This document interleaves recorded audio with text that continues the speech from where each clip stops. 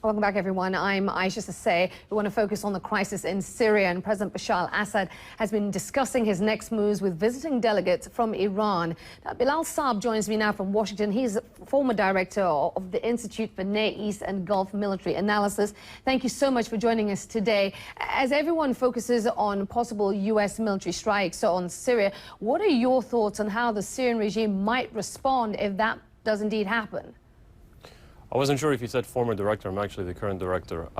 Usually when you are in such a vulnerable and inferior position, you don't have the luxury of retaliation. But that doesn't mean that Assad is actually without options or defenseless. He does have options, but none of those options are actually good or effective. As a matter of fact, I would say that every single one of them would backfire and jeopardize his own survival. At the end of the day, he wants to survive. He doesn't want to employ any options just to feel good. Some of the options that he has, he could attack U.S. allies, including Turkey, Jordan, I think preferably Israel. But again, that would jeopardize his survival because they would react swiftly and decisively. He could resort to spectacular terrorism, but I don't think he has the capacity for it at this time. He could ask for the assistance of Hezbollah in Iran. And he could resort to the worst possible option, and I think it's the least likely one, which is using missiles tipped with chemical warheads against Israel. Certainly it's the most escalatory option, but I think it's the least likely one. So which of those is the most likely in your view? The most likely would be that he would absorb the hit and do nothing, because it is the most rational thing to do. The most rational thing to do doesn't always happen, just because in the fog of war, a lot of things could spin out of control. But if I were Assad, I would lay low and absorb the hit, because the President Obama, has telegraphed his intentions and told him that this is a limited strike.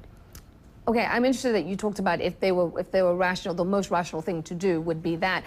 Because there are those who are questioning, actually, whether we're dealing with rational actors here, given the fact that, according to the U.S. and British intelligence, they went ahead and launched chemical weapons.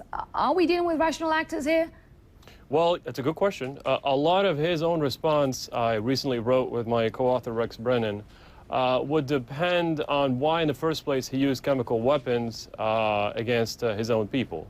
It might have been a miscalculation. It might have been commanders who did not have authority to actually launch such weapons. He might have, authorized that decision himself. We're not really sure what happened there. But usually, and I know that this sounds very counterintuitive, usually Assad is more predictable in foreign policy than anything else. Domestically, he's been absolutely escalating everything, but in foreign policy, he's more predictable and rational more than anything. Just ask the Israelis. Okay. Domestically speaking, what do you see the fallout, or how do you view any fallout from a military strike if it does happen? How do you see him responding in this conflict? Certainly possible that he could decide to pound even harder the rebels and rebel-controlled areas, but I'm not sure there's much more that he could do. Perhaps a more prominent use of surface-to-surface missiles, but he's been doing the best he can, and he's still apparently losing to the rebels. So domestically, he could escalate, but I really have questions about his capacity to do so. I'm curious to hear your thoughts on, given the president saying that any action in Syria would be limited and narrow in scope, I'm curious to know what you think such action would achieve. What would it bring about? That's the million-dollar question. The military objective of the administration is to deter the president of Syria from using chemical weapons in the future. So it's a very limited objective. Other than that, I'm not really sure what a limited strike would achieve, because he's also telling him that we don't have an interest in deposing the regime. We actually want you to stay in power so that you can go to the negotiating table and reach a political settlement with the rebels. My point is, and I recently made that argument, is that achieving the two goals at the same time is not realistic in my mind. You know the region very well, so I have to ask you this. If the U.S. was to proceed with military strikes, where would that leave it standing in the region? I'm sorry, could you please repeat that question? I couldn't hear you well. You know the region very well. If the U.S. was indeed to proceed with military strikes against Syria, where would that leave it standing in the region? I mean, the hope is that the credibility of the United States would be improved and the relative standing of the United States will be improved, but I'm not sure that this is really going to happen.